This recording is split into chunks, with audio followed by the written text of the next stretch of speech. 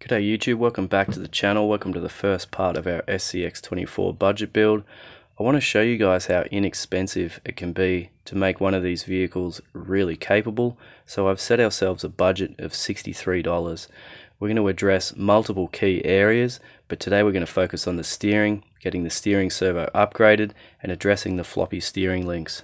Let's just get a quick baseline course run so you guys can see the performance of the stock steering servo.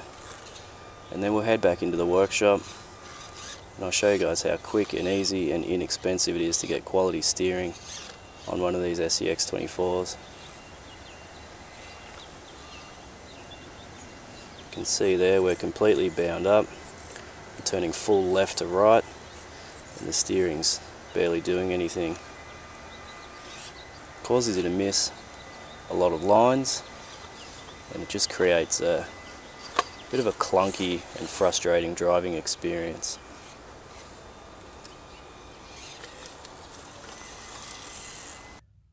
So the first thing we got to do is remove the entire steering system from the vehicle. So you need to start off by removing the steering servo connector. You need to also remove this bolt for the front Y-link. You need to go ahead and disconnect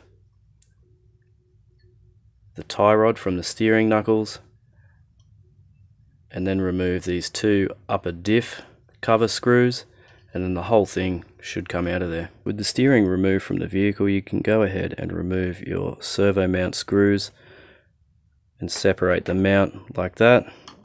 We're going to be installing one of these Emax servos. My hobby store always has them in stock. They're about $8 or $9. They've been really reliable for us. The performance is great. They're pretty much my go-to for the Scx24s. The new servo is a little bit larger than stock and it's a tight fit in the mount. There will be a small gap between the servo mounting tab and the servo mount itself. Once the screws and everything are tightened up, that's not an issue. We've been running other trucks like that for a while and it hasn't been a problem. None of the servos have moved or shifted in the mount in any way. Some people modify the mount by cutting the rear corner off. I don't really find that to be necessary. If the wires are just kept flat against the back of the servo, the way the servo is designed with this little bit of the corner cut off, it seems to fit in there just fine. The screws that I like to use to mount the servo into the mount are the stock silver Phillips screws that come in the box with the servo. We're also going to be using the servo horn included in the box, so there's no additional parts to buy. That's what it looks like when you install the servo and use these silver Phillips that are included in the box with the servo. They're a slightly larger diameter screw. They seem to really lock the servo in there well. I prefer to use those than the stock servo mounting screws. As you can see, the servo's tight in the mount there. The wire is not pinched in any way and it's ready to install back on the truck. Before we get everything installed back in the truck, you want to take the single arm white servo horn that's included in the box with the Emax, and you want to go ahead and install the drag link screw in the center of the 3 holes. The way that I'm going to combat the sloppy steering links, instead of upgrading the links, all we're going to do is place a really small O-ring. You can see it's just around the pivot ball there.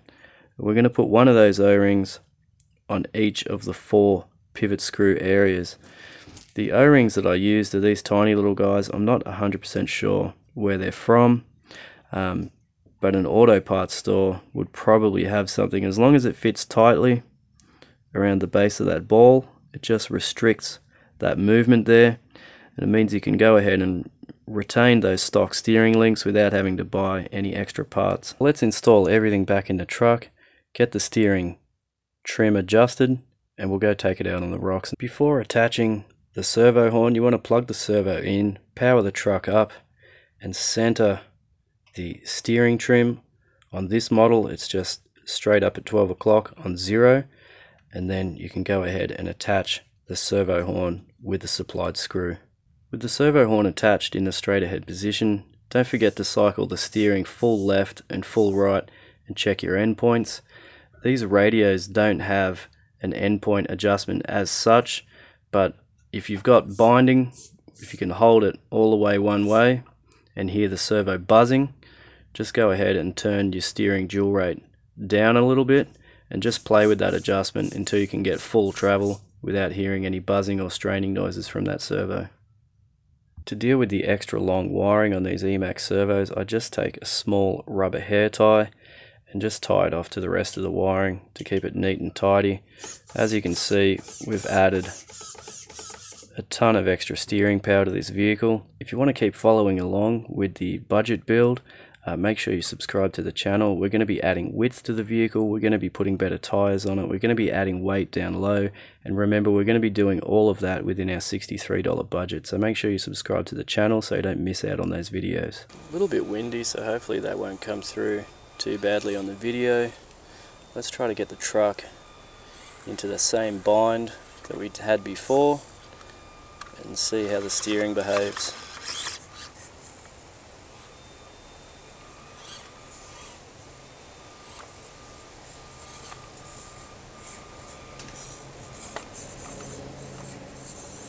As you can see there, the steering's now strong enough to move the rock